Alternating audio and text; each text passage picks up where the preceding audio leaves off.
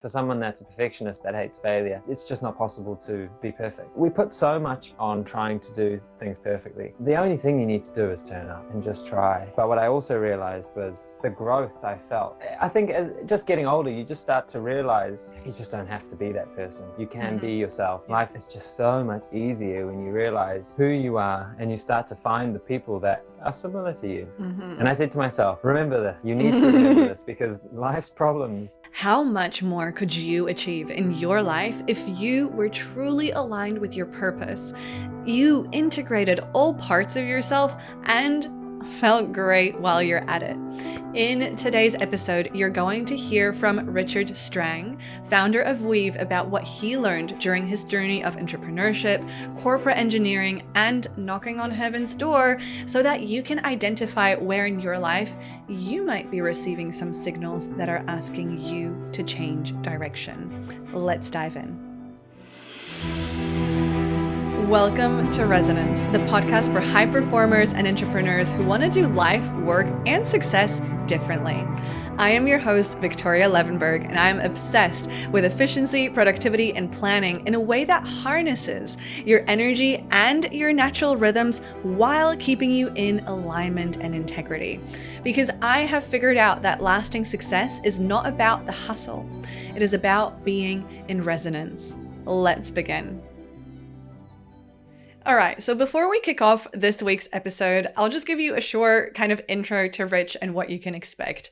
Rich is a dear friend of mine. We met about 2.5 years ago now through our yoga teacher training, which we went through together. And let me tell you something, aside from school and university, I feel that a yoga teacher training brings you closer together than anything else. You're literally showing your most vulnerable self. You are being stretched so deeply outside of your comfort zone and diving so deep into your soul that those people stay with you for life. And Rich is one of them. I'm really, really grateful to be so lucky to have him in my inner circle. And Rich is an incredible man. He is a high performer and entrepreneur, and he holds himself to really high standards. So a lot of you will resonate with what he's got to say. The thing, though, that's really, really important for you to understand is that Rich also opens up about the intimate and vulnerable story of how all of these traits, which are incredible strengths, right? We high performers love to achieve things. It is great. But the thing is, there's a delicate balance, and then there's this really, really dangerous tipping point where it could cost you your life. And he was very, very, very close to that point. And, he obviously, as being as strong and incredible as he is, managed to come out the other side. And that led him to discovering his true purpose, which is bringing people together through shared moments, through connection, through community. And by the end of this episode, you will see how the first-hand costs of running your life, that car that's revving the gas pedal, basically running on empty with smoke blowing out fumes. I don't know, I'm probably butchering this metaphor, but you get me, right? You will know what it's costing you if you are running on empty. So this episode will help you perhaps catch yourself rather than, like Rich, ending up in a hospital bed as your only moment of peace and quiet. So without further ado, I'm going to hand the mic over to Rich. Enjoy the episode. I'll see you inside. Hello, Rich. Hello. It's always so funny transitioning from the grounding into the recording. It's I could just do another 20 minutes of this, but let's chat. Cool. My goodness. I mean, I'm so grateful that you are on the podcast, that you said yes. We go way back, which I'm sure we'll dive into, but for people who might not know you, can you just give us a bit of background, who you are, where you've come from, and what brought you here today? Yeah, sure. So, my name's Richard. What I am, who I am, I would describe myself as, sort of up to now, I've been an engineer. I'm living in the world of engineering. That's sort of always been here. And then what I've always thought is the other end of the spectrum is also a yoga instructor. So just doing yoga for a very, very long time. and then a yoga instructor more recently, sort of in the last 2.5 years. And I've always sort of put, the engineering over there and the yoga on this side. And that's always been my life. I've always sort of never really met another male engineering yoga instructor. And I think that kind of always solidified this idea that the two worlds don't interact, don't meet, don't connect. And that's sort of, that's been my world up until now. But I'm starting to, things are shifting, and I'm starting to make changes, and I'm starting to see the pieces of my life as pieces and parts, and they can shift and they can move, and I'm less locked into things now, which is opening me up to sort of opportunity and excitement and connecting these worlds that I just didn't think could connect. And what does that actually mean? And what does it mean for me? And what does it mean for everyone else? So that's kind of where I am at the moment, figuring out how those two worlds can combine. Sort of how am I unique in this world? Because I always thought they were independent, but they don't have to be. And I think that's my place, my bit. So that's sort of where I am, where I've come from. I mean, where are we going with this? I mean, as far as you want to go, back in 19. Yeah. Sure. I guess the engineering side of things was always quite clear to me. Like, I was a kid that I see myself as being very creative, and I would gravitate towards the Lego. It was always Lego. Lego as a child, Lego birthday presents, Lego Christmas presents. I built this massive box of just Lego that had to be dumped out on the floor. Could never find any of the parts you wanted, because it was just, years and years of presents that end up in this one pile. Oh my goodness. And the Lego, as you grow, the Lego then turned to different forms of making things, turned to remote controlled stuff. So building remote control cars, remote control planes, remote control boats, helicopters, and all these things I'd try and build myself. So there was always this sort of building element to them. And it's always been really cool, because like remote control planes, for instance, you learn about flight, you learn about wind, you learn about all these elements that are really educational just in the sort of the building of trying to build something. The building is just one aspect, and then you learn all about all these other bits and pieces as a child moving on. So it was always quite clear, it seemed to me, that engineering was my way forward. But interestingly enough, maths and physics, they're just not my strong point. Oh gosh, tell me about it. So I was really pushing, rubbish uphill for my whole life, getting extra maths lessons, extra maths, calculus, physics, just always just PTSD. trying to, through high school. And then, you get to the end of high school, what are you going to do with your life? Oh, I'll become an engineer. It's a real misalignment as far as sort of on paper what an engineer is. And so, extra help all the way through for all of those things. And then once I finished university, I got through. Once I finished it, I realized, the one thing I don't want to be is an engineer. I did not like that. I hated school, hated education. It was always, it never clicked. It just wasn't what I was never good at it.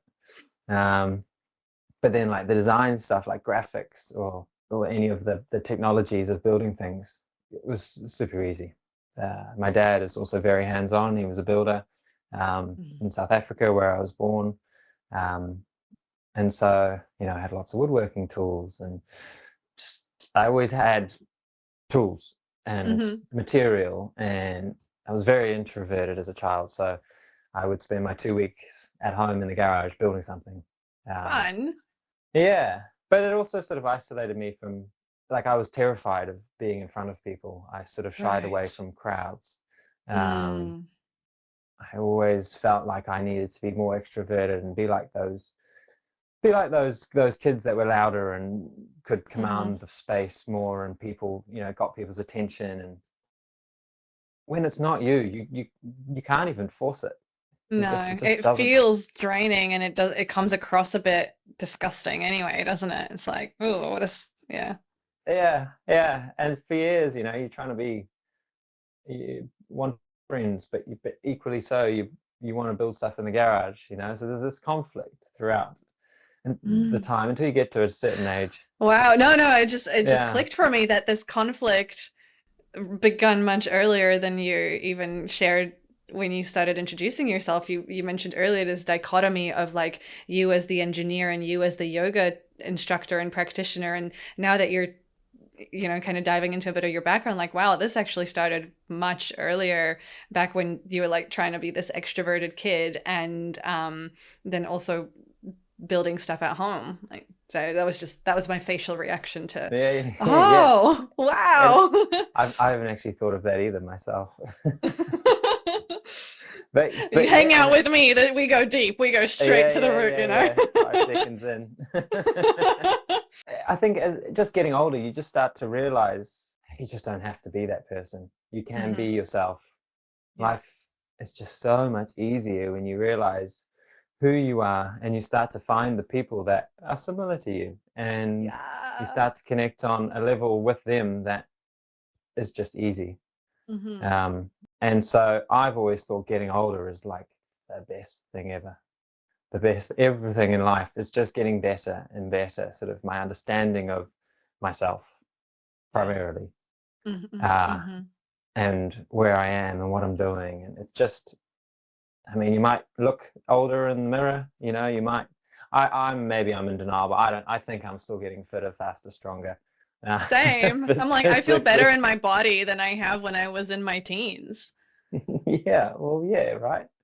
For sure. I'm just drinking a whole lot less. That's probably it's probably a big part of that.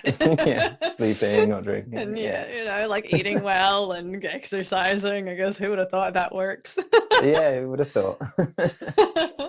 But yeah, so I think, with the engineering, so became an engineer, didn't want to be an engineer. Thought, so okay, pause there for a second. So you said you didn't like engineering, you didn't want to be an engineer, and you became an engineer anyway. Can you talk me through that thought process? Basically because I like building Lego. Like I like building things. I like I love the creative side of building things. But also at uni, nothing was real. Like it was like I didn't, as an engineer, use a lot of CAD, computer aided design software. It just didn't click for me at university until I decided I have to build myself a racing car. 10 years ago. It's still going, still being built. It's not running, not going, isn't running. And then soon as not yet, it will soon. The pieces are aligning. Yes. But as soon as I needed this computer design software to actually create something that I needed for a project that I was passionate about, geez, all of a sudden, boom, and off we go. And now it's one of the tools I use most in my engineering career. Yeah, it's amazing. So I was an engineer that didn't like to do maths or physics. Was creative, wondering, what do I do now? And it sent me down a path of trying to be my own boss. Sort of immediately trying to. I thought, well, I'll be my own boss. I'll start a company. Okay. Yeah. And at the time, a family friend who lived in London knew I was creative, and he brought the idea of, why don't we create the world's best wooden beach bats? It's a game you play all over the world. No net. You just have a wooden bat, and you hit a ball back and forth like a squash ball, back and forth. Simple, but really fun. So great. Okay, this is perfect. I can build something. It can be beautiful. It can feel good. I can bring something to life. Instead of, he'll run the business side, a bit older than me. He'll run the business side of it, and I'll learn, the business aspect. Super cool. I really enjoyed building the bats, but more importantly, I really enjoyed developing the manufacturing process to build mini bats. at a, you keep the design, you keep everything that you like about that first bat that took you 3 days to build. You want that first bat that took you 3 days to build, but you need to build 50, 100 in a day or 2 days, whatever it is, So and that's where that's another skill I really like and I'm good at, is developing the manufacturing process around this product to actually make it scalable. Otherwise, what do you have? You don't, you don't have a product or business. Long story short, I won't say too much on the bats, but long story short, they were seen by Chanel in Paris, the designer Coco Chanel. They said, "We love your bats. How do you make your bats our bats?" So I got to work and redesigned my bats to make them Chanel bats. It's amazing. And yeah, fast forwarding again, made like 350 of these bats. They were sent to all the Chanel stores throughout Europe. They made it into Vogue magazine next to Jessica Alba. Look at that. Yeah. How did that feel, like being like, I built that, I designed that? It was exciting. I mean, it had its challenges, being a one-man band, a 21-year-old one-man band in a garage trying to build designer products for the highest of high-end fashion labels in the world. Kind of had to keep telling them that we're a factory, to keep credibility. And there were a lot of, like they loved the wood, and they wanted wood, but they wouldn't accept any of the imperfections in wood. So it was challenging. It was challenging. It was difficult. It was stressful. I stopped after I'd finished the order for a reason. But ultimately, the sad reality of it was, even though I made it into this magazine and I made these bats for Chanel, not once did my name get associated with the bats at all. Not once. I made them a boomerang as well, which you can go online and see. Sort of designed it all, sold it for basically for nothing, because I had no business aptitude. I just didn't know business, and kind of that really knocked me. It really knocked me because I had tried so hard and worked for so long, really didn't make much money. I kind of broke even at the end of it, and it was really tough. I always just wished, if only this had helped my career, like as a designer in that space, it would have been great. It would have been worth it. But the only thing it did was I could put it on my CV and people were like, "Oh, wow, that's cool." So, well, I would challenge that, because yes, in the external sense, that's quote unquote the only thing it did. And at the same time, the lived experience that you got through it, the things you learned about business, the things you learned about the value that you bring to the world, what you enjoy and what you don't enjoy about the process, and many other things and lessons, I'm sure. I'm a firm believer that everything in our life happens for a reason. And that was whatever needed to happen for you to be in this new precipice of this new chapter that you're kind of embracing today. So that's just a little kind of perspective that I wanted to share, because I feel like you are such a bright, incredible human, and I didn't even know a lot of this story. And I know you add so much value to the world. Name on the bats or no name on the bats, like they are your creation, which is pretty freaking cool. Yeah, I guess as I agree with you completely. That's very valid, and it's what other people tell me too. I think there's a bit of me that still just is a little bit cynical. I've let it go. I have let it go. It is behind me. There's always that there's a little part that's still attached. I think. Still wants to pull the finger, Yeah, that's okay. We can work on that. And then after that sort of led to the next opportunity. A different company from the States approached me and said, "We would like to make mouth guards that have biometric sensors in them that can read an athlete's, all of the athlete's biometrics." So this was before smartwatches. So the idea was that, say, a coach, a trainer, physio, whatever, could be on the sideline of a basketball game or American football game or whatever, and have a full sort of readout of all the players' biometrics from a performance standpoint, but also a health standpoint. Cool. And with data, you could start to predict certain metrics that might lead to injury and bringing a player off before Yes. Mm. some, because so that the value in that company was actually collecting data and understanding what the bodies were doing in time, but also to help predict, to try and prevent injuries, but also, like I say, improve performance. And I was responsible for the developing the product. And again, to cut a long story short, I designed a mouth guard, 3D printed, with sensors in them that did read biometrics. It was just, wired out of the mouth to begin with. It's still a long way to go, but it was about 1.5 years worth of work.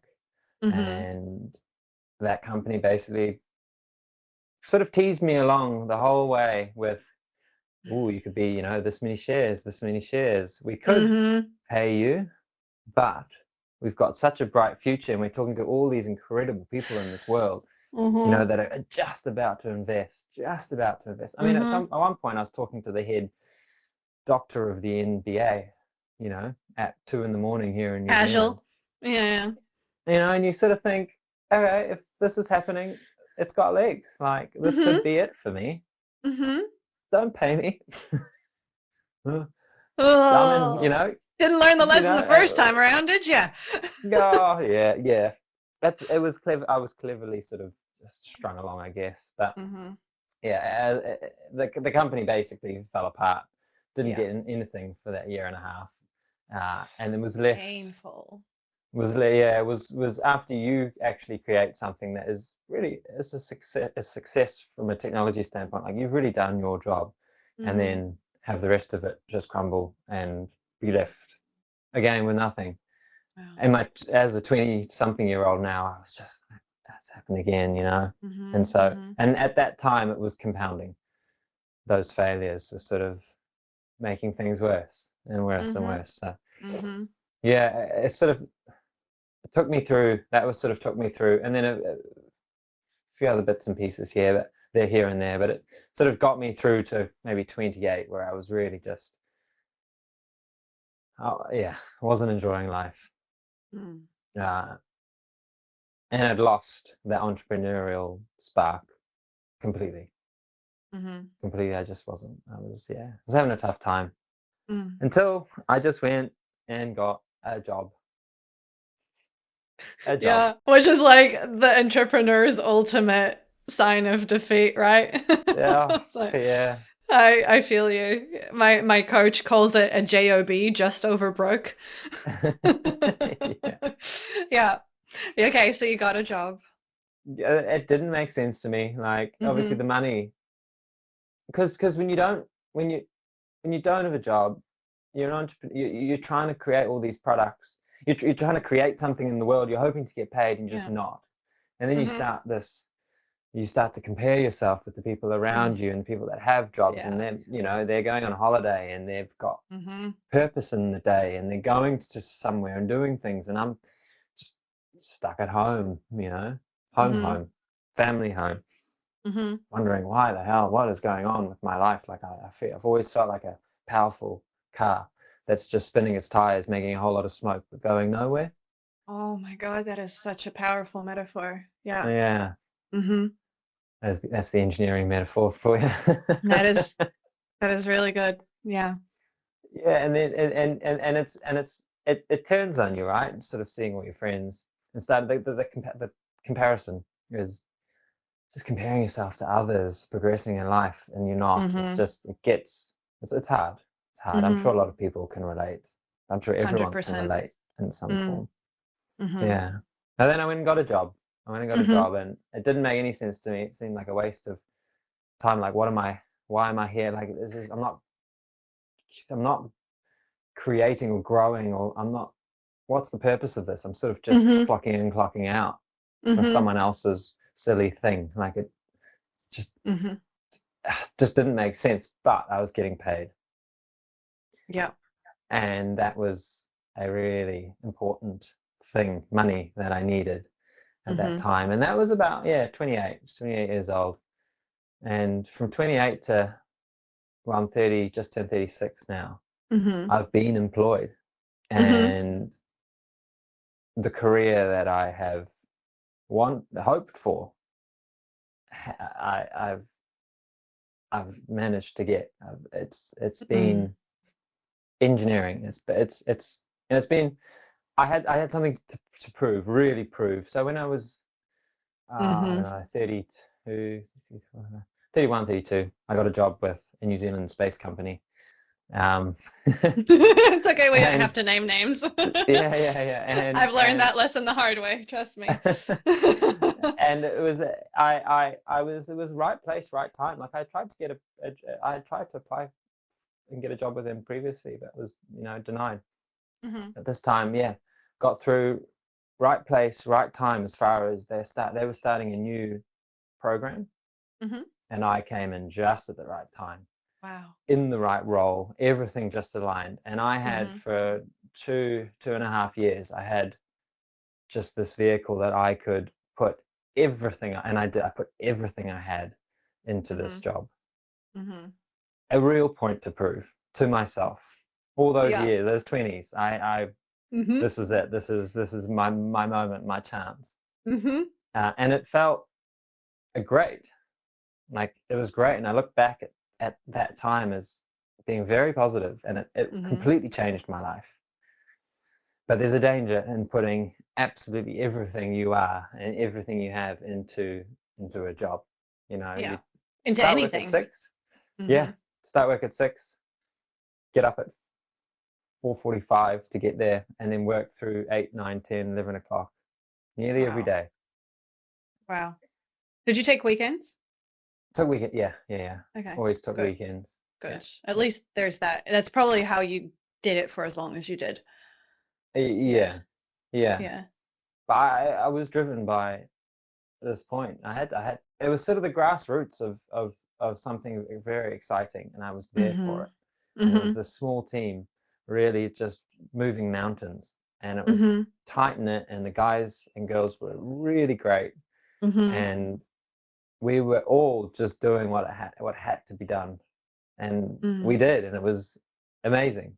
But you get to a certain point where your body just goes, I can't do this anymore. Yeah. I know you've got a similar story. Well, not as intense as yours, so please, I think you've got a big story to tell if you feel so inclined. Yeah, sure. Yeah, so I think after sort of a year and a half, it was basically working towards one deadline, the delivery of one big component. The day came where the deadline was met. I met my deadline. I had done it. Yeah. And the very next day, I get the flu. The very next day, I get the flu. Yeah. Oh, and then 1 week classic, of having the flu. And then straight away, just coming out of the flu, my tonsil puffs up. And I'm like, in your throat. Yeah. In my throat. Yeah, just one tonsil. I don't think anything. Oh no, it was a scratchy tonsil, like 5 or 6 at night, still at work. Scratchy tonsil. I'm like, oh, this is odd. I better go home. After doing, a big day anyway, I'm gonna go home. So it's funny. After being here since 6 a.m, like 12-hour day, better go home, I guess. Well, you start to feel guilty if you do an 8-hour day. It feels like a half day. It's such a skewed existence. Yes. Yeah. It's like, oh yeah, half day. It's like, oh well, not really. Anyway, so I have this scratchy tonsil. I don't think anything of it. Wake up in the morning and it's sort of, whoop, it's much bigger. And now I can barely swallow. Not thinking, I think, oh, I should probably stay at home. This is probably just tonsillitis. Never had tonsillitis before. You can't just rush. I don't just rush to the doctor as soon as, we'll give it a day. Yeah. We'll see what happens. And especially like, you live in New Zealand, so we just take like a concrete pill and get over it, right? And like, she'll be right. Yeah. I'll be fine. I took a day off work. That's exactly. That's like a holiday for you. Yeah. Oh yeah. Especially sick leave. Like that's like admitting defeat, right? Oh, I had a lot of it. Yeah, I had all of it. Exactly. It was like, why would you take it? Like, whoa, that's naughty. Yeah, but the good thing was I had I had delivered. what I needed to have delivered. Mm-hmm. Mm-hmm. So, I was able to take my foot off the gas. And I think, Mm-hmm. anyway, I'll loop back to that. So then, so I thought, oh, we'll wait a day. Woke up the next day, and all of a sudden, now my whole face is puffed up. Outside, it equally goes the same distance inside. So now you can't close your mouth. Your throat's blocked. You sound like Donald Duck. Went to the doctor. They said, "Ooh, go to the hospital immediately." Mm-hmm. Sort of driving to the hospital, a bit woozy. Like, what's going on? You drove yourself to the hospital? Well, you still think tonsillitis. Never had it. It's just, Yeah. Uh-huh. it's just a tonsil. Yeah. Anyway, long story short, it turned out I got to the hospital. They couldn't drain the tonsil, so they had to take it out. I think it's called a hot potato, when you have to take your tonsil out when it's inflamed and infected. Okay. Yeah. It was supposed to, normally it's a 15-minute procedure to take a tonsil out. This was like an hour and a half, I think. Ooh, wow. So there was more involved. Took it out. I was there for another 2 days while I was sort of recovering, and then they took me off the steroids and said, you can go home. And I sort of thought, oh, can I just stay one more night? Just because I want to make sure this is okay. And it was that night. Everything turned for me. And I can only describe it as when you are just dimming a light, you say, in your house, you just dim a light down, and the light goes down in the room and it goes to darkness. That night, it just felt like my body was just winding down, and everything was getting. I was in immense pain. Like, it wasn't peaceful by any means, but just the overall energy of my body was just depleting, just running out of me. But that was a horrible night. Woke up in the morning. Doctors came and went, oh, shit. CT, got a CT scan. Turned out that the infection that was in the tonsil had jumped from my tonsil, had gone into the side of my cheek, down my neck, into my chest, up to the base of my skull, all over. But the major thing was it had wrapped itself all around my jugular vein. So at that point, you're essentially septic. Your jugular vein is surrounded by infection. Things aren't great. So I was, in hospital. I actually found hospital peaceful. I actually quite enjoyed it, just because I didn't have to, there was no expectations on me. My mind was at ease, even though I was, knocking on death's door. I didn't know it at the time, but my mind was at ease. I didn't have to do anything. Food was brought to me. I could watch movies deadlines, no emails.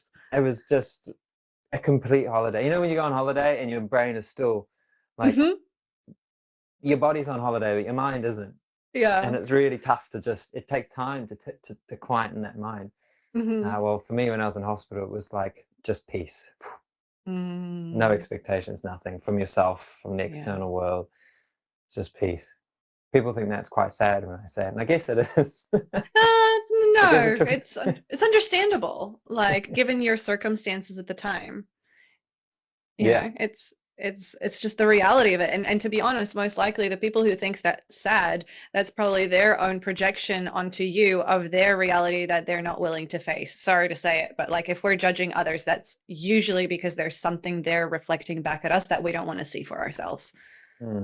Yeah. I'm going to remember who said it was sad now. That's it. And be like, well, how many hours did you work? And so that feeling of peace, was that the first time that you've truly felt at peace in all those years? No, I've had a few You've had a few surgeries before, so I've have had you? Hospital visits prior. Have you just? My peaceful moments. Interesting. So on an unconscious level, in some extent, it was like your unconscious mind was like, hey, if we get him there, then he'll finally slow down and we can just let go. Like correct me if I'm wrong, but in my mind, the way I compare the feeling that you had when you were in hospital to like Shavasana. Yeah. Is that it? For 18 days. So good. How good. There's only so many American movies you can watch. Oh, yeah. But yeah, so that, I mean, that's the truth actually. That the only times my mind was truly quiet was the times I've been in, and I had 5 operations on my left knee. So Wow. I you can say I've had lots of peaceful moments, but they were unfortunately all in the hospital. But yeah, so yeah, long story short, I had something called Lemierre's syndrome, which is extremely rare. And it is this infection around the jugular vein that just spreads out. I had 2 operations. I don't know if you can see through my neck itself. Yeah. So cut from there all the way to there. Wow. And your jugular vein, that's like your main artery, right? Yeah. Yeah. To the brain. Yeah. Phew. So yeah, it was only after the doctors sort of said, it was close. We were running out of options. So the basically all they could, well, I had a biopsy taken when I first arrived, and then it took about a week for them to realize what antibiotic actually worked.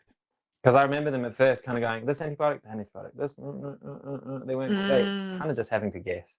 And it probably wasn't the right one to begin with. And then a week later, I mean, I had the head of infectious diseases come in, this quirky guy with this little bow tie and a fun shirt. Like, you know, it's like really quite funny. Yeah.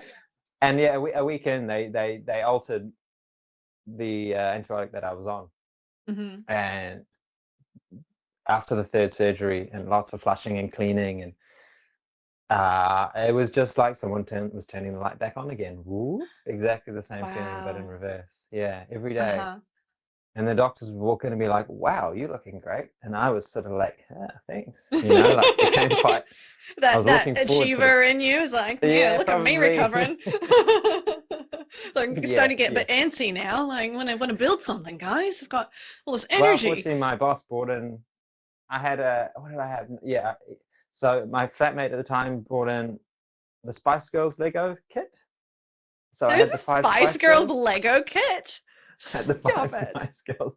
So I built them, and they were sitting by my window. At the time, I was like, I'll take it. It's Lego. This is great. Yeah. And then my boss at the time, he came in and he bought me something a little more aligned with. I mean, I love. Don't get me wrong. That's part of my. Hey, I would want Viktoria Beckham on my windowsill, you know. But he brought in a truck, and then I was like, great. This is great. So nice little masculine and feminine balance of the Shiva and the Shakti you had going on there. I think I had Baby Spice with her microphone in the back of the truck singing to the rest of them. Hey, wow. You've got time.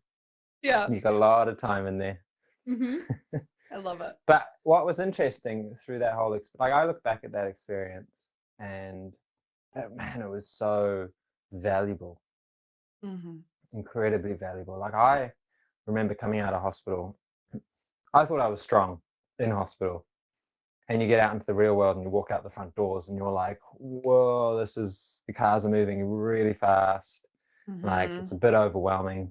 But at the same time, all these, like, you know, the memes and that go around, hashtag gratitude, hashtag this, you know, all these sort of things that we should be. I looked at the sky, or the wind blowing through the trees, and I just thought, wow, that's amazing. And then I saw the rain started to fall, and I was like, wow, that is incredible. Like, I really, on a deep level, felt just the beauty of the world around me, and just the gratitude of just being there was so powerful. And I said to myself, remember this. You need to remember this, because life's problems are going to trickle themselves back in, and you need to remember this moment, because I knew that those feelings would, you know, reduce or subside. And I think fundamentally there has been a shift. Life's problems have definitely trickled back in. As they do. One of the strongest learnings was that all those problems I thought I had before getting sick, the day I got sick, vanished. Vanished. Like, how could they have ever been problems in the first place if they vanished? And I think that's probably the single biggest lesson that I can sort of take away from the experience, is that everything that we worry about is so inconsequential. Yeah. It's just doesn't matter. No. I mean, it still does to me. Like, I still get stressed as hell now. But yes, and when you zoom out a little bit, it takes perspective. When I think what you're starting to scratch the surface on is this difference between being in the problem versus being the perceiver of you witnessing the problem. Yeah. Two very different experiences. Yeah. For sure. Yeah. I do have, it's the whole Eckhart Tolle sort of, as this conscious and subconscious, and observing your conscious with your subconscious, or vice versa, you're observing your subconscious with your conscious. And there's a lot of that going on in here, and that's really great. That was sort of my introduction, I guess, he was my introduction to that way of thinking, which was a few years ago now. And wow.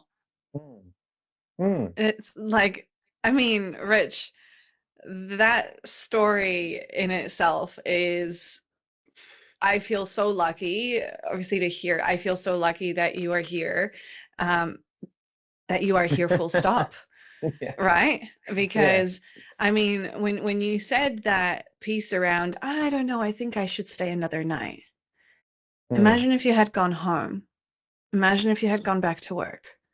And like, I don't know whether you can even articulate it in words, but I wonder, what was it in you that probably wasn't that conscious, tough guy, rich entrepreneur dude? It was something else much deeper, that like a little quiet inner knowing within you that was like, just stay one more night. Like, how did you know? I'm really curious. I think it was a conversation I probably had with my mum and dad at the time, because they say, look, you're cleared to leave, you can leave, but if you want, you can stay one more night. And it was, I don't know, I mean, I decided to stay, because there was like you say, there was the belief that I should. But at the time, you also sort of, even though I may have been enjoying my stay, you're kind of like, I'm ready to go as well. Like, this isn't a place for me.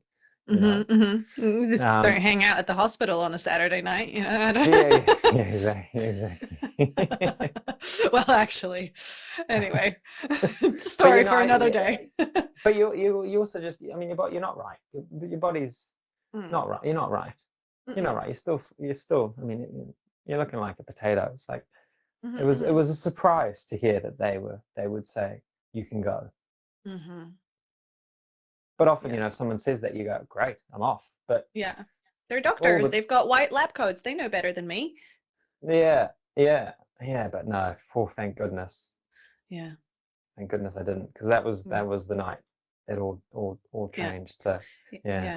And that's what I actually spoke about this on an episode recently as well. It's just like, I'm such a big proponent of us staying in our agency and staying in our power, because no doctor, no professional, no policeman, no president, no one knows you better than you. No one has that inner knowing, that inner sense of what's right for you in that moment. And so, I mean, just thank goodness you listened to that. And that's what sort of, I guess, shifted the trajectory for you. And tell me, like, what's changed since then? Like, because as you mentioned, that's been a few years ago now, and I'm sure that came with its own set of learnings and journeys and experiences. Yeah, for sure. After that, someone said at work, I guess you're going to leave the company now. And I said, no, I'm just going to leave on time. And that was that was my new thing, and I did my best. But again, those full 8-hour half days, there was a shift. Like, I just don't do that anymore, and that's just a rule of mine. I just don't give everything to one thing anymore at all. I also, and then a year later, did another year there, and then a year later I changed jobs, Mm-hmm. much closer to home. Mm-hmm. So, instead of an hour drive, it's a 5-minute drive, Cool. which is just, yeah, it's good. Just really taking back time for me. Mm-hmm. Mm-hmm. Um, and quite a strong, yeah, like I said, a strong rule that I'm basing the time. I'll do 8 hours. I'll obviously do what I'm contractually supposed to do, but I am basing my performance on performance. Like, Yeah. I'm only there, and my bar is high for my level Mm-hmm. of performance. So it's not like I'm Mm-hmm. slacking at all. But Yeah. you can be highly successful without having to just try and achieve this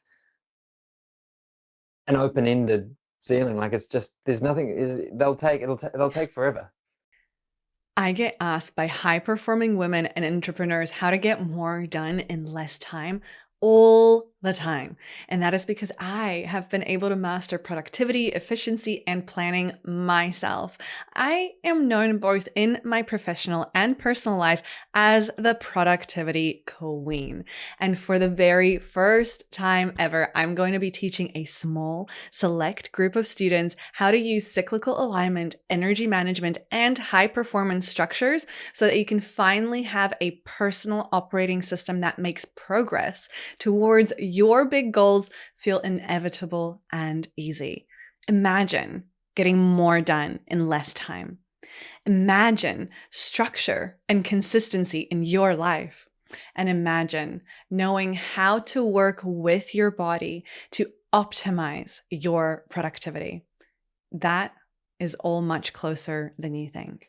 So if you are done constantly pushing through exhaustion, feeling tired but wired, and you would like to be part of this special training, make sure to join the priority waitlist today. The link is in the show notes below and at victorialevenberg.com/success. I'll see you there. So you got to There's no there. It's not there. no, Like it's not going to take forever. It's going to take like limitless, infinite times. yeah, Yeah. yeah, Yeah. yeah. So I've drawn this line where I'm, still performing Mm-hmm. well, Mm-hmm. like I'm meeting Yeah. the requirements of the company, Mm-hmm. and then I'm going to the gym. I wouldn't be surprised if you like exceeding them, to be honest, knowing you're highly capable, you're intelligent, you're a high performer. So your performance is probably still in the top tier of, the average workforce. I guarantee it. Yeah. I mean, the role I Yeah. have now it's a management role, and it's more demanding on different levels. It's Mm-hmm. more people focused, which is really Yes. cool, which is really Mm. great because I would say I am definitely a lot better with people than I am with maths and physics. I've sort of Hallelujah. faked it and made it to a place where I Mhm. have people that are good at that and enjoy it. That's the main thing. Like, give that stuff to someone that enjoys it. Mm-hmm. And you focus on the things that you enjoy, because they, or whoever, we're all, we need to come together to create Yes. amazing things. Yes. And be in So, our zone of genius. yeah, Mhm. yeah. So that's sort of my engineering. That's the engineering world. Yes. then And now there's tell me the other world. the yoga. Tell me Yeah, about well, that. the yoga side of things has been an incredible journey. Mhm. As you know, we did our yoga teacher training Yep. together. That's how we That's where we met. met. Best day of my life. Yeah, yeah. And it was funny because I had done yoga for maybe 10, 15 years prior. Okay. So I was confident in my ability physically, Mhm. but I wanted to just go a little bit further with my understanding around what is yoga. I want to go further with yoga. So I booked myself into this yoga teacher training, but my brain completely blocked out the teacher side of teacher training. Really? It didn't want to know, because that's a total fear of mine. And then day one, it's an aggressive training, because 200 hours, but day one, you're doing it. Yeah. And like, our teacher, she's She's out Yeah. there. Yeah. Uh-huh. And I found her incredible. But Same. It was exactly what I needed. But it's yeah. stretching you, right? It's a growth edge. Well, day one, then, even just that sharing circle, I'm like, oh no, I have to talk. There's people. Like as a kid, I cried my way out of school speeches because And you were the only guy as well, by the way, which we can touch on like what that was like for you too, right? You were the only male holding the like sacred masculine in the room. yeah, that was interesting. Mm. I felt like I didn't belong in the space. Like I was an intruder in the feminine sort of space that I was, sitting within. And I felt that for about 2 days until I shared it. Yeah. And one of the girls said in her sharing circle how nice it was to have a guy there. And then kind of everything was like, oh, okay. Yeah. I'm not an intruder. People aren't upset that I'm here. This is okay. I belong. Yeah. Yeah. Well, not really, because I still had to speak in front of people, and we had to get up and try and speak in Sanskrit, weave so many different elements together. Yeah. And for someone that's a perfectionist that hates failure, it's just not possible to be perfect in a task like that. So I found it incredibly challenging. But what I also realized was the growth I felt after each day was more immense than anything I had ever done before. And I was like, it was frustrating because it's like, I know I have to keep doing this, but I'm really terrified, properly terrified, like, all the symptoms, physical symptoms that you could have. Really? Yeah, well, yeah. I didn't know that at the time, so thank you for sharing that, because you clearly masked it quite a bit during your time there. Yeah. Yeah, it was terrifying. It was terrifying. Okay. And I've always said, look, the day I can stop teaching yoga is the day that doesn't scare me anymore. And that's always been a rule. But I've so I guess fast forward, I've taught through in quite a few nice studios around Auckland, which has been really great. Studios they're a really lovely place to be. Yoga studios are a special place with a special energy. I like to think, special people just come, visit them, and you're surrounded by lovely people that are there. Like it's a really great place to be. Yeah. As a teacher, they're a terrifying place to be. Yeah. All in the same, woven together. But, yeah. So, and just this idea, the mental growth, just the growth that I went through, forcing myself sort of day in, day out through the course, and then weekly from that point forward to be in front of people and share something that you've created. Yes. Because I didn't realize how creative yoga actually needs to be. And Maybe I want to yoga. say, oh yeah, sorry, you go first. No, go on. I just wanted to kind of chime in there as someone who witnessed your teaching from day one, well, day zero, basically, right? I've got to say, like, because you just said you're creating something and it's so creative, and immediately my mind went to like what you love about engineering and creating something from scratch. And there was like maybe 20 of us or something in the teacher training, and your practices were some of the ones that I resonated with the most because of the creativity that you put into it, like the care that you take into your sequencing, into the storytelling, into the jokes, your humor, the way that you show up as your authentic self. I just kind of wanted to sprinkle that in there, because when you say creativity, like, yes, yoga demands you to be creative. And I also want to say that I've been to many yoga classes that are like boring as. Yours are not at all. Like yours are a full spectrum kaleidoscope of experiences. Oh, cool. That's nice to hear. I just want it to be fun. Like I did yoga with the old ducks down in Devonport for years. And then it was only 10 years in that I realized there was so much more to it. Like you could do you could go on your hands and you could do balances and inversions, and it could become you could make it a very, very powerful practice and a very fun practice. And it didn't need to be serious. You could play and joke and fall and look at your neighbor, and it's not like this, like, oh,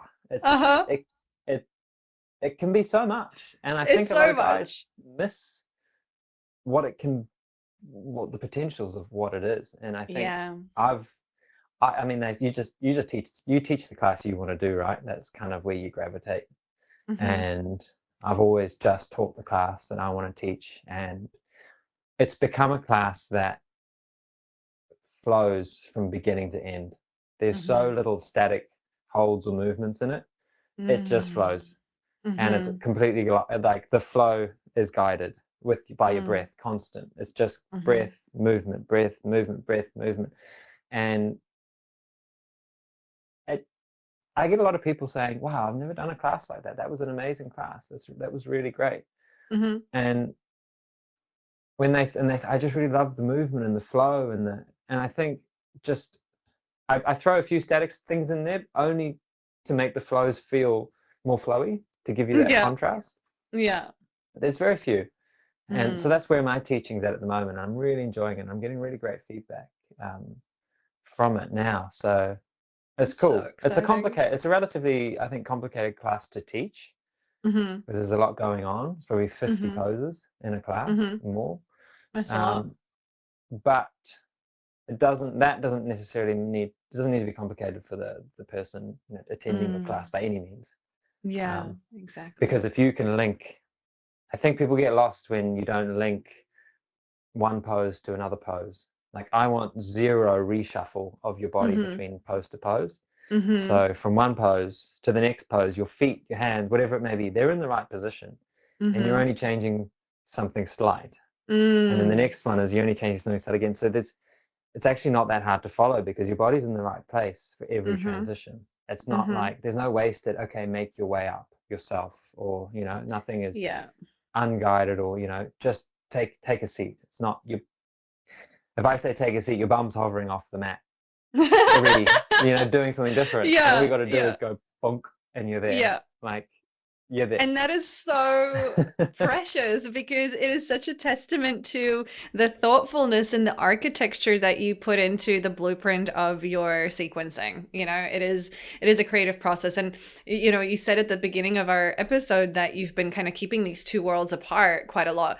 I want to challenge you that maybe without you consciously knowing it, you were already weaving in some of your engineering skills and creativity into that. Maybe, again, our brain loves to compartmentalize, and there was probably a lot of reasons for that, but there's definitely, like, you are you. And what really came up for me when you started introducing yourself, and you were talking about how, like, you've always felt like you had this like engineering side of you and this yoga side of you and these two different spectrums, and you had to keep them as far apart as possible, was something that I also felt for a really long time.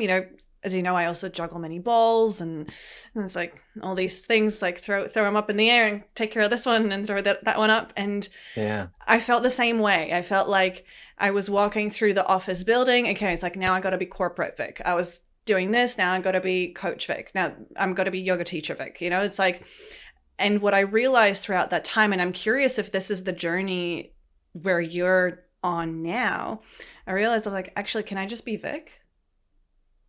Can I not associate myself with any of these labels and any of these boxes that I'm trying to put myself into? And can I just bring it all together to be me? And so I'd love for you to share, like, what that is like for you now, because that's kind of the sense I'm getting of this new chapter that you're building, that I'd love to hear more about. Yeah, absolutely. And that is it. That's like, who am I in all my parts? And how can I be one? Rather than split down the middle, because the engineering's been this career that I've chased and developed and grown for so long, but the yoga's always been this sort of the passion side of it. Like, what am I really passionate about?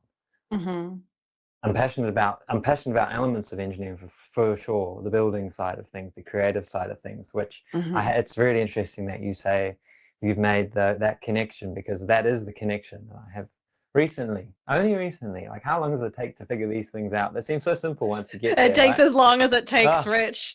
Albert Einstein said you cannot solve a problem from the same level of consciousness that created it. So It takes as long Right. as it takes. But you can also be told it, and it just doesn't go in until It you doesn't get click. there yourself. Yeah. Because of your consciousness is just like, no, it's like the same thing, like how your brain filtered out the whole teacher piece of the yoga teacher training. Yeah. Yeah, I'm glad it did, because it's, wouldn't be here now. yeah.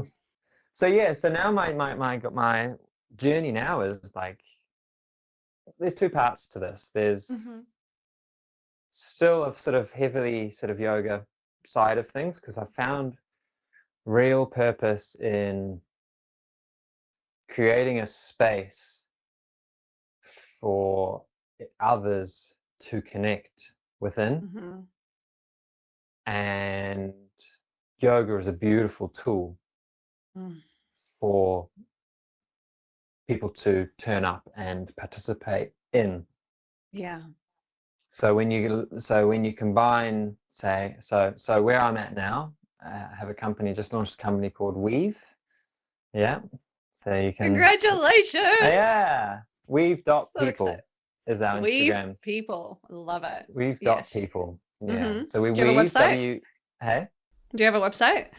No website. This is last couple of weeks have just been Boom. trying Emerged. to push this. Yeah.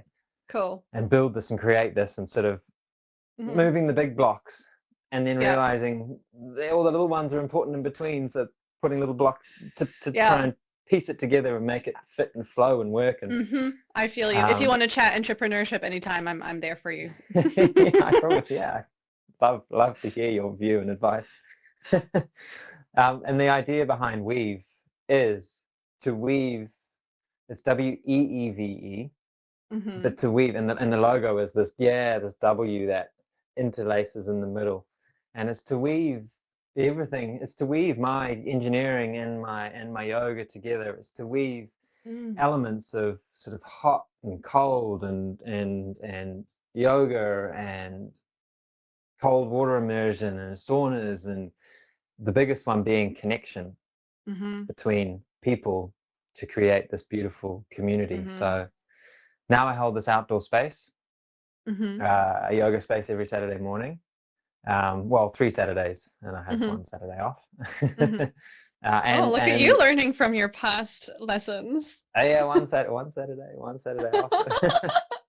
And it's funny because I still I put so much effort into these things, and still the days leading up to holding the space 2 years later is still daunting. So much better. But still Yeah, I know what you mean. It's like you look at someone's facial expression and you're like, are they just like, having a hard time because of the pose, or do they hate me right now? Is it me? Yeah. And then they go, silly ego brain. They have this very, very simple reason that has nothing to do with you. Yeah. And they're like, oh, my damn brain. Oh, who would have thought the world doesn't revolve around me? Exactly. What? Exactly. What a surprise. so yeah, that's where so I've got this morning it's basically it's yoga, 50 minutes to an hour yoga, and then it's cold immersion or just going for a swim at the beach together. And it's amazing because yoga is, we sort of drop into the space and into ourselves, and we connect with our breath, and there's people around you, and I make it fun, and there are interactions with your neighbors in the yoga. But it's amazing, but people don't properly interact in that moment. But when groups of people go into, say, cold water together, it's amazing how quickly they become friends. Like all the barriers of whatever it is to meet new people just poof, drop. And so capitalizing on that, we then have coffee afterwards.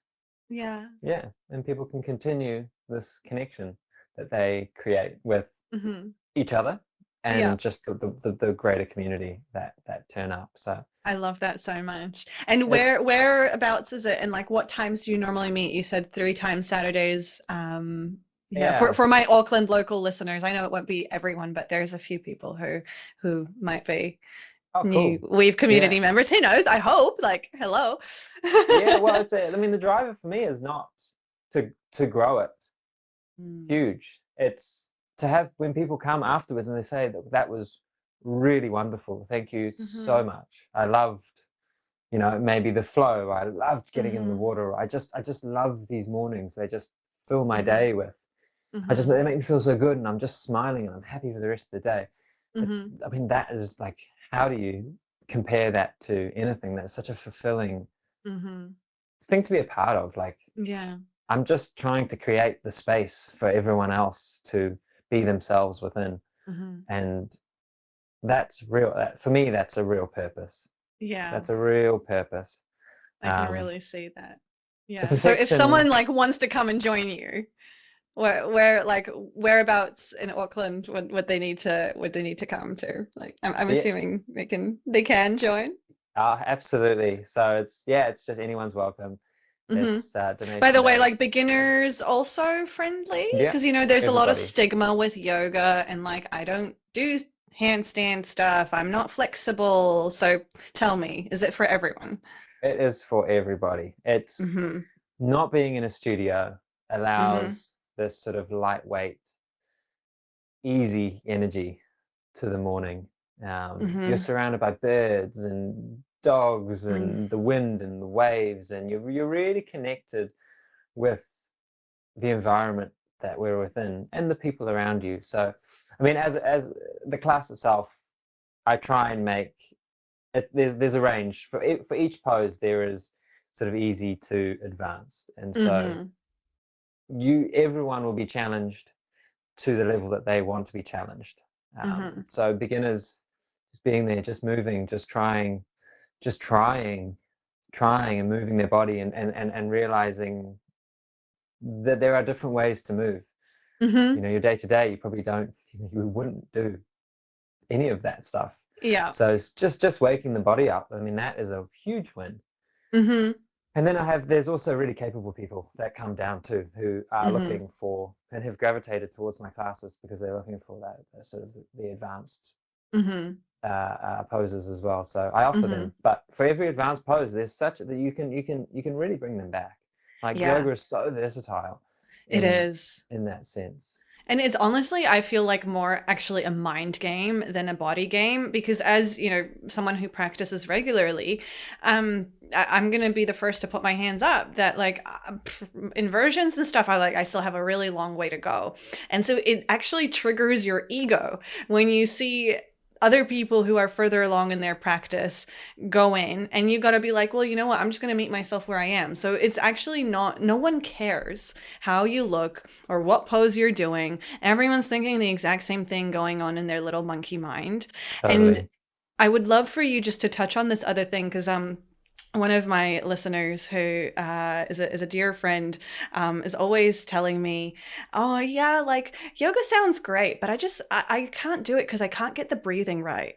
And they're like hyper fixating on the breathing. So can you just talk to that as well? Because I think it's obviously the poses, the difficulty is something that beginners tend to steer away from, but then people also tend to overthink that it's got to be like this perfect dance and arrangement. And yeah, what's your take on that? No, that's cool. That's nice. Yeah. Well, the classes always begin with breath, and it's breath without movement. So it's so you just focus on your breathing. And there's nothing else going on. And so it's an opportunity to just calm your nervous system, slow yourself down, and just welcome your body and your energy into the space. And I guide it. It's guided. And even that is challenging, even for someone that does it all the time. Your mind wanders, you forget, you're this, you're that. And that's all okay. I think at the start, with that guided breath, I can see it. People eyes open and they flick around, they try and come back down, and they open up again, they're flicking around. But it's just an awareness to what you're trying to do. It doesn't need to be perfect. There is no perfection. There's no perfect. Okay, that actually that was difficult. But then you come back next week and you go, or the week after, and you go, actually, maybe there is something to this. Like, maybe I was able to focus on 4 or 5 rounds of breath there, and it felt quite good. And my shoulders started to drop, and we put so much, and I do personally, on trying to do things perfectly. The only thing you need to do is turn up and just try, just be there and be present in the space. And we start with focusing just on breath, and then as we move through, I link all the movements with your breath. So anytime your body opens up, you're taking a big inhale, and then anytime you close down, you're exhaling, like a pump, right? You know, you lift the pump up and it goes. Such an engineering metaphor. And then you push it down. And that's it. Yeah. And so I really like emphasize, like, as you're coming up, take a breath in, you know, really, and I say it a few times, really fill up, and then phew. And it's not something that you have to do through your whole practice by any means. I check in halfway through when things are getting a bit more spicy, and I go, check in with your breath, see what's happening. Has it changed since the beginning? Whatever it is, it's cool. Like, take the air you need. Don't try and follow this perceived, correct breathing when your body actually just needs more air. Take it. You need it. Do it. Exactly. It's a journey. The whole thing is a journey. Just keep, if you like it, keep coming back. Keep coming back. My thing with this community is to be consistent. And to give everyone that turns up the opportunity to progress their yoga, to progress their breathing, to create these relationships with lovely people. Like, it's changed my whole world. Like, I have just the most beautiful friends. We all meet on a lovely level. Like, it's great. And so I'm there for the same reason that everyone else turns up. Which I think is a beautiful thing. We've sort of, it's the same value, it's the same reason. I guess I'm just trying to, I just create the space that we can. That's it. You're holding that divine masculine container, that healthy structure for the dynamics to unfold. And so it's in Takapuna, is that right? I never answer your question. Yeah, it's okay. So, I circle back. Don't you worry. Yeah. For the 5th time.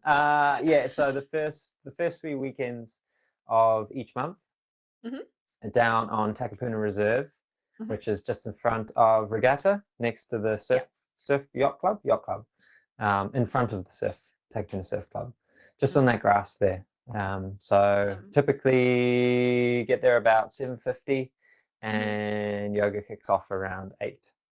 Oh, fun. Yeah, so you just bring a yoga mat if you have.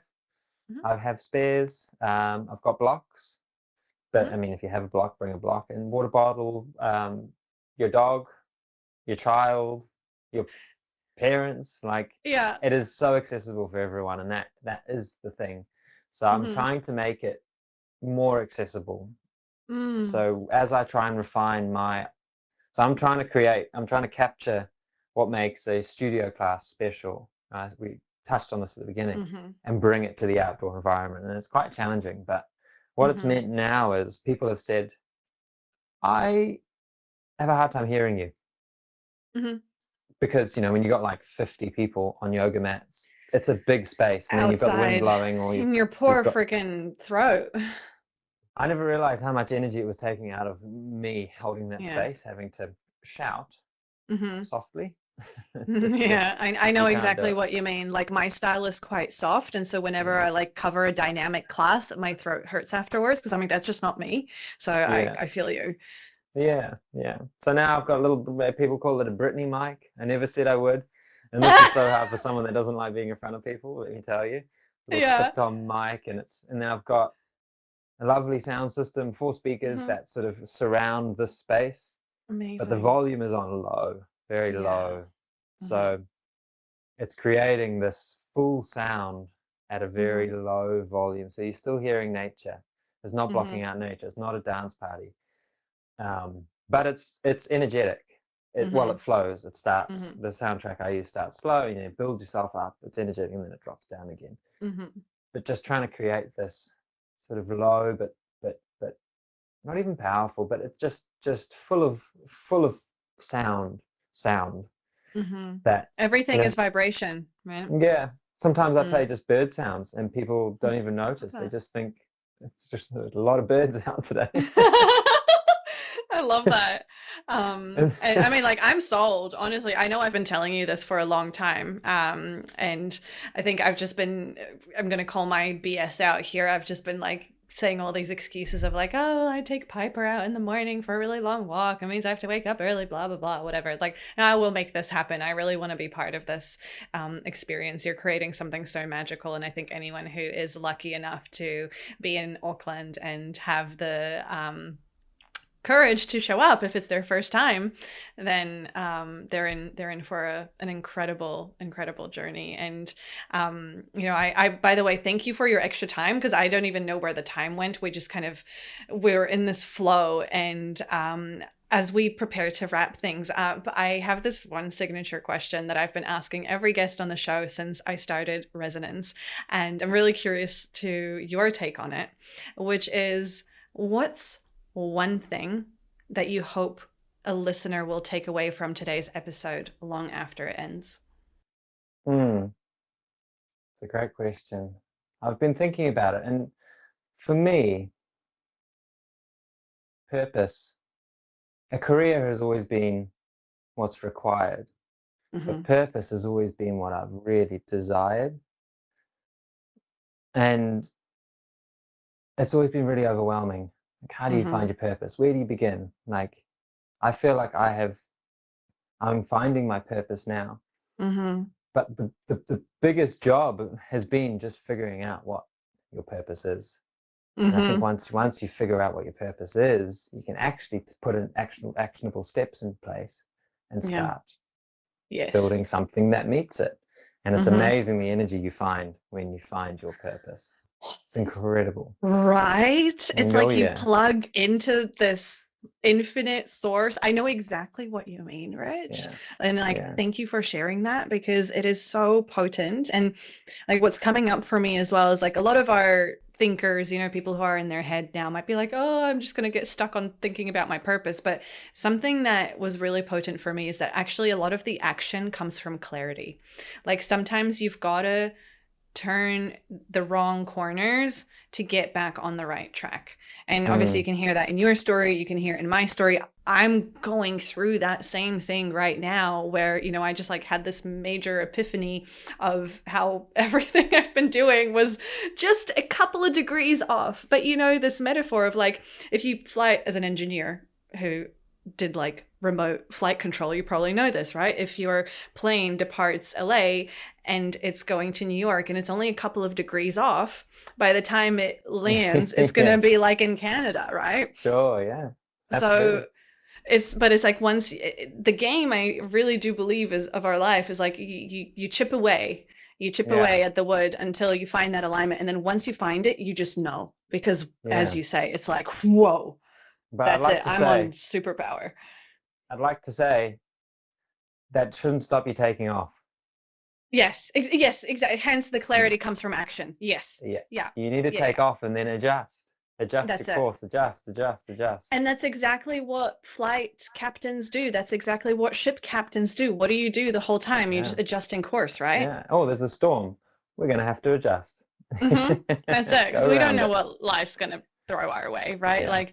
All we know is that we're hopefully going to become better humans through that. And I mean, obviously you're incredible. I'm so grateful to have you in my life and for this conversation. Like, thank you. I don't hold this lightly. I know how much it takes to put yourself out there, especially now that I also have the additional background context, that times 100. So yeah, thank you from the bottom of my heart for being here. And if people want to find you, if they want to connect with you, how can they do that?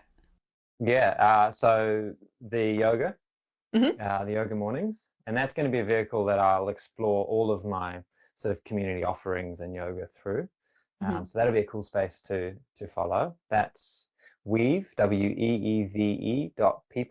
And I'll be responsive there. Otherwise, my personal one is Rich_Strang, STRANG. Perfect. And I'll link both of those in the show notes for our people to, Cool. Great. Amazing. Yeah. Yay. Thank you so much. No, thank you. Wow. Oh my gosh. This conversation lit me up. Whew. I mean, I know this went a little bit longer than our normal episodes, but I think like just like me, you'll be like, where did the time go? This is incredible. There is so much gold and wisdom in a lot of what Rich shared with you today. And some of the big things that resonated with me were the guilt of the 8-hour day feeling like a half day. Like I can so remember back when that was the same for me. Like I would begrudgingly look at people leaving at 5 o'clock, let alone early. I'm like, oh my God, what is wrong with them? And I found that really powerful to hear Rich's transformation of, after he came out of the hospital being like, this is just not what I do anymore. I'm not leaving the business, but I will leave on time. And that is an identity level shift. You see, like so many of us are so focused on what we're doing and the results that we want to get. But the problem is most of us are missing the key ingredient, which is who we're being. And once we shift at an identity level, everything else follows. And, I found that Rich's final words of wisdom around career is what is required, purpose is what is desired. I just love that so much. And yes, like you got to take the plane off. So get started, do something, right? You got to be in action. Clarity comes from action, and then course correct, right? Just because you are going in one direction doesn't mean you can't pivot or shift or adjust. I mean, like, let me be your living, breathing example of me doing exactly that in real time.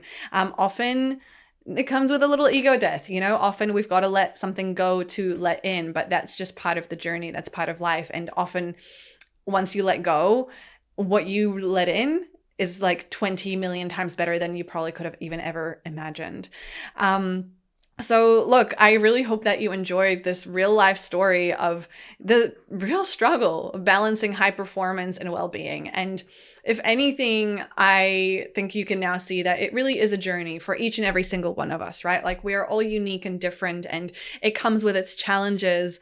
And it's also so freaking rewarding, because if it's possible for people like me and people like Rich, then it's possible for you too. And so, I'm curious, do you have a story that you would love to share? If you do, let me know. Let's bring each other closer together through our shared experiences. And if there's one takeaway, one action step that you take away from this episode is I would just really encourage you to have a look at your life and look at how you're showing up, where you're showing up. Is there a particular area where you're maybe giving too much of yourself? Is there maybe like a particular box you're just limiting yourself to, or like an identity that you're attached to the level where it's almost codependent and unhealthy? And just begin to ponder on that. You've heard me say it before. You'll hear me say it another million times. Awareness is always the first step towards change. And for my Auckland locals, if you are keen to join me, I will definitely be joining Rich and the Weeve community for their Saturday morning yoga and cold plunge and coffee, even though I don't drink coffee, but anyway, semantics. So I'll put all the notes and details in the show notes below. I would love to see you there. Otherwise, until next week, have a fabulous week ahead. Bye for now. How valuable would it be to get more done in less time while having more energy? Imagine the things that you could achieve if you finally stopped running on empty and learned to cultivate peak performance in your work, life, and business. For the first time ever, I am going to be teaching a small, intimate group of students the exact systems, tools, and processes that I use to run my life.